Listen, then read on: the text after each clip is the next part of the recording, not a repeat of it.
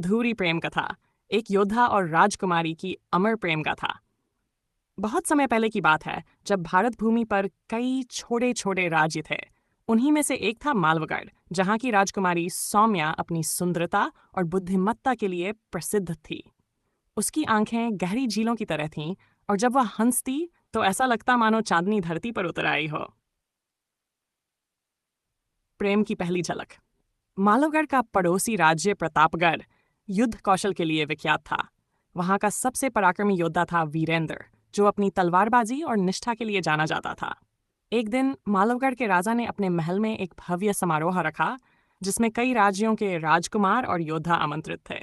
वीरेंद्र भी वहां आया।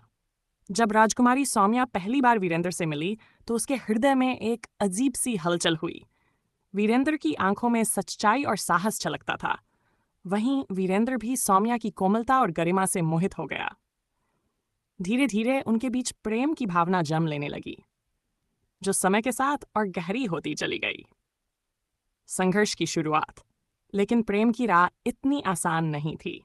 सौम्या के पिता महाराज रणधीर सिंह अपनी बेटी का विवाह किसी सम्राट के पुत्र से करना चाहते थे, न कि एक साधारण योद्धा से। जब उन्हें सौम्या और वीरेंद्र के प्रेम की बात पता चली, तो वे क्रोधित हो उठे। उन्होंने वीरेंद्र को दरबार से बाहर निकालने का आदेश दिया और सौम्या से कहा कि वह इस प्रेम को भूल जाए। परंतु प्रेम कोई बंधन नहीं मानता। सौम्या और वीरेंद्र ने छुपकर मिलने का निर्णय लिया। वे रात के अंधेरे में महल की बगिया में मिला करते, चांदनी उनकी गवाह बनती और ठंडी हवा उनकी व्यथा को सहलाती। जब राजा को इस बारे में फिर से पता चला, तो उन्होंने वीरेंद्र को बंदी बना लिया और उसे मृत्यु दंड देने का आदेश दिया। सौम्या ने पिता के चरणों में गिरकर विनती की, पर राजा टस से मस न हुए। वीरेंद्र को अगले दिन सजा दी जानी थी, लेकिन उसी रात सौम्या ने एक साहसी निर्णय लिया। वह वीरेंद्र को बचाने के लिए महल के प्रहरी को धोखा देकर कारागार में पहुंची और उसे मुक्त किया। दोनों भागने ही वाले थे कि सैनिकों ने उन्हें देख लिया। वीरेंद्र ने सौम्या को वहां से जाने के लिए कहा, पर सौम्या ने इनकार कर दिया। युद्ध हुआ और वीरेंद्र ने बहादुरी से संघर्ष किया, पर अंत में वह घायल हो गया।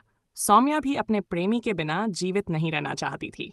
उसने तलवार उठाई और स्वयं को वीरेंद्र के संग समाप्त कर लिया। अमर प्रेम की गाथा।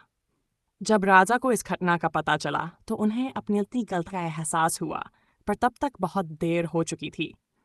सौम्या और वीरेंद्र की प्रेम कहानी अधूरी रह गई, परंतु उनका प्रेम अमर हो गया। कहा जाता है कि आज भी पूर्णिमा की रात को मालोगढ़ के पुराने महल में एक धुंधली छाया देखी जाती है। राजकुमारी सौम्या और वीरेंद्र की आत्माएं, जो युगों युगों तक अपने प्रेम की कहानी कहती रहेंगी। क्योंकि सच्चा प्रेम शरीर की सीमा में नहीं बंधता, वह आत्मा में बसता है, और आत्माएं अमर होती हैं।